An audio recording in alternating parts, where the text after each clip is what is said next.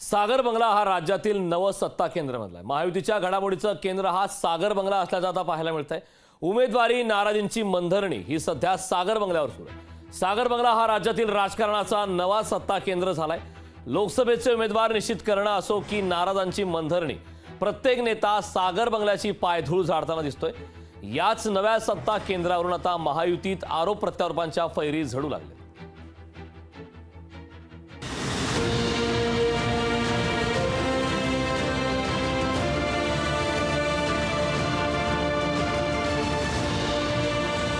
उपमुख्यमंत्री देवेंद्र फडणवीसांच्या सागर बंगल्यावर गेल्या काही दिवसांपासून नेत्यांची लागलेली ही रीघ पहा। महाराष्ट्रातल्या जवळपास प्रत्येक नेत्यानं सागर बंगल्यावर हजेरी लावल्याचं दिसलं। लोकसभा निवडणुकीसाठी सागर बंगला हा सत्ता केंद्र झालाय। उमेदवार निश्चितीपासून नाराजांच्या मंथरणीपर्यंत सगळी सूत्र देवेंद्र फडणवीस हलवतायत। अमरावतीत बच्चू कडूंच्या बंडाच्या तयारीबाबत भाजप नेत्यांना विचारल्यानंतर सागर बंगल्यावर बोलावणं आल्यावर बच्चू कडूही थंड होतील असं उत्तर भाजपकडून आलं। अजूनपर्यंत सागर बंगल्यातून त्यांना फोन आला नाही आणि बैठक झाली नाही। जसं प्रत्येक वादळ शमवण्याची ताकद जी आमच्या सागर बंगल्यामध्ये आहे, ते बच्चू कडू नावाचं पण वादळ आमच्या सागर बंगला निश्चित पद्धतीने थांबवेल असा आम्हाला ठाम विश्वास आहे। बच्चू कडूंनी नितेश राणेंच्या टीकेला जशास तसं उत्तर दिलंय। मला वाटतं ते शमले असेल, त्यांची खरं तर रक्त तपासणी करायला पाहिजे।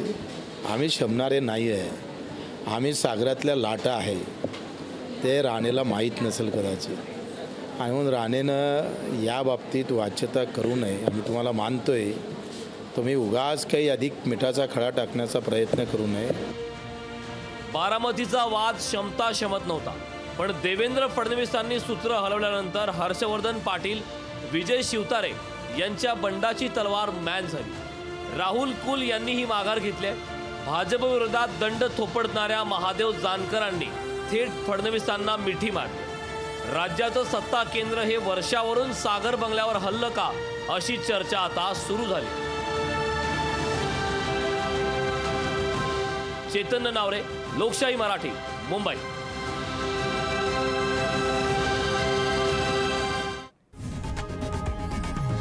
लोकशाही मराठी ऐका, पहा, जागरूक रहा।